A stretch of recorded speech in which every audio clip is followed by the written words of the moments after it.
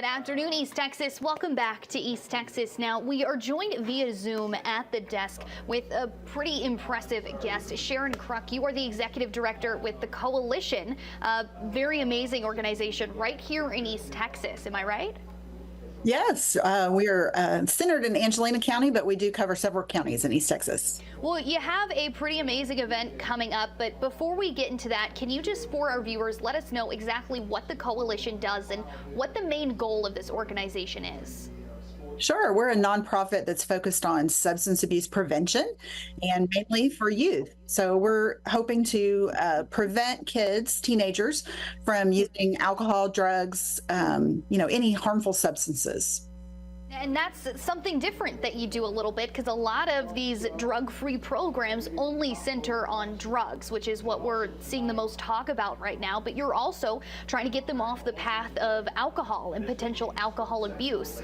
Can you go into with me a little bit about what is crucial in your journey to getting these kids alcohol-free and drug-free, and why you chose to go down both lanes? Thank you.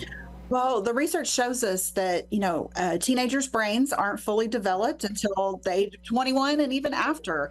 Now, the research is saying age 25 sometimes. And so we really want to get these kids early and help them realize that the chances of them becoming addicted to substances later in life greatly increases if they use substances before their brains are fully developed.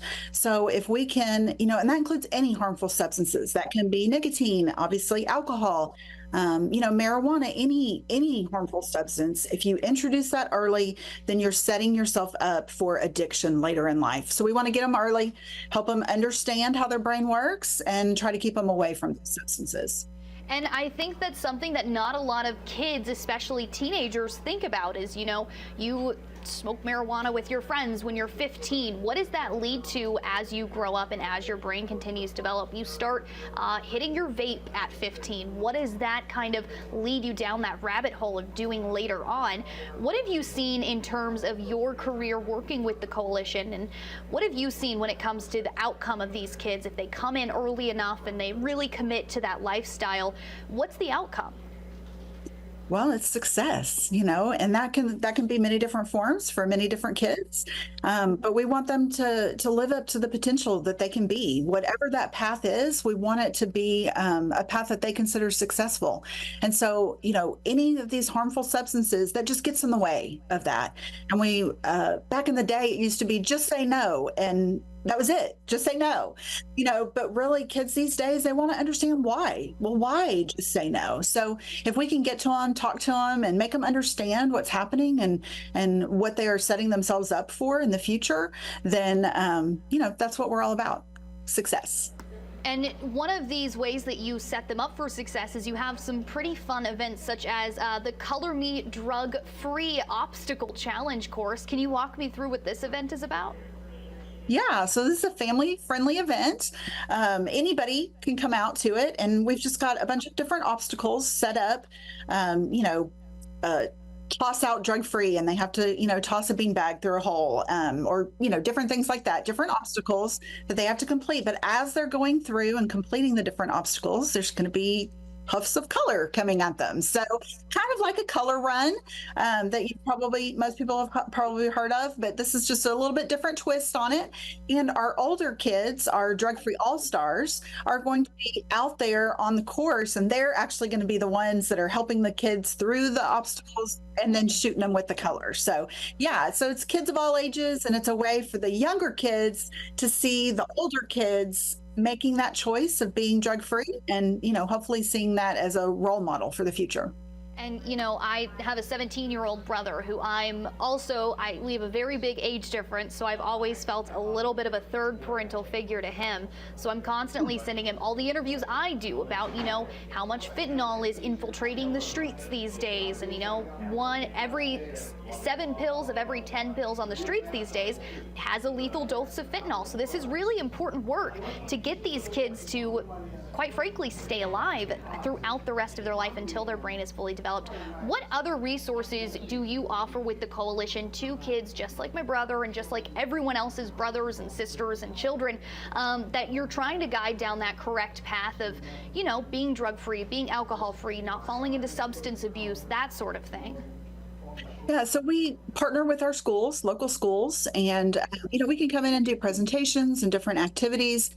But really, one thing that we're focusing on right now is we're starting what we call drug-free councils, and those are student groups within the high school, and that's starting at freshman level. They can join the drug-free council at their school, and it's a way to kind of get them educated, give them some leadership skills, and really kind of show that it's cool to be drug free, and really letting them understand that they're not alone. There's lots of kids out there, more kids than not, are choosing to be substance free. And so sometimes those kids feel like maybe they're being left out and maybe they're the only ones that are making that choice. And so having a group of kids around them that, can help them deal with that peer pressure and that feeling of maybe being alone, it's a great way for kids to connect. And we hope to have these councils all throughout East Texas.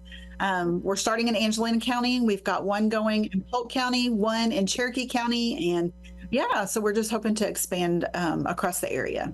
I love that. It's almost like you're reverse engineering peer pressure. Instead of pushing you towards the substances, you're peer pressuring you away from it. I love it. Now, that's a great way to look at it. I'm going to steal that line. You're more than welcome to. I haven't trademarked it just yet. You got to beat me to it. Now, moving forward, once again, that Color Me Drug Free, it's on Saturday, April 6th from 9 to 11. But is there anything else that I haven't asked you about on this interview that you would like our viewers to know, whether that be about how to join with the coalition, how to get their kids drug free, whatever it may be? Well, just specifically about that event, the first 100 guests, the kids that participate, get a free shirt, white t-shirt that'll really absorb that color, and a goodie bag to go along with it. We're going to have information there for parents too, to help them, have some resources and kind of how to talk to their kids about drugs and alcohol. But that first 100, we want them to know if you come early, the chances are greater that you're going to get that. If you are going to come later, you may want to be sure and wear a white shirt that, can get color all over it, because the color is going to be flying. And I mean, if you are not one of those at first 100, you already know Hobby Lobby, I don't know if everyone knows this, they have $2.50 big white t-shirts of every color, pretty much of every color of the rainbow. And you can get white for very cheap. You can wear that if you don't if you're not able to commit to being the first 100, is what I'm trying to say. Alrighty, once again, Sharon Kruk, the executive director of the coalition. Anything else you'd like to let our viewers know?